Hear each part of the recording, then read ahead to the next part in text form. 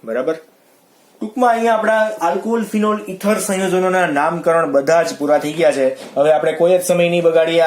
11.1 અને 11.2 તમારા હોમવર્કમાં છે. કોયડા નંબર 11.1 તો ખાસ કહી દઉં, ધ્યાન આપજો. કોયડો 11.1 કોયલ લખી નાખે તમને કાકા, હસોમાં આવે. કોયડો 11.1 અને લખાણ સંબંધિત 11.3 બંને તમારા હોમવર્કમાં. બરાબર, આ પણ તમારા હોમવર્કમાં અને આ બંને તમારા ટૂંકમાં હોમવર્કમાં છે. ખાસ તમારે જાતે કરી નાખવાના છે. આ યુપીએસસી નામ જ છે અને આવડી જાય એવા છે. તો આપણે આના પછીનો સીધો 11.33 ટોપિક થી શરૂઆત કરી દઈશું. બંધારણથી આગળ ધીમે ધીમે વધશું, પછી બનાવટ તરફ આગળ વધશું. બરાબર છે. ઓકે, આજે અહીંયા સુધી રાખીએ. આ જે નામકરણો છે દરેક તમારે ખાસ યાદ રાખી લેવાના છે. જો ચેપ્ટરની અંદર આડા આવશે પછી કહેતા નહીં કે હવે યાદ નથી રહેતા. બરાબર, અત્યારે તમે પાકા કરી નાખશો તો આગળના ચેપ્ટરની અંદર ટૂંકમાં જે પણ રસાયણિક પ્રક્રિયા આવશે તમને પૂર્ણ કરવામાં ખૂબ ઉપયોગી બનશે.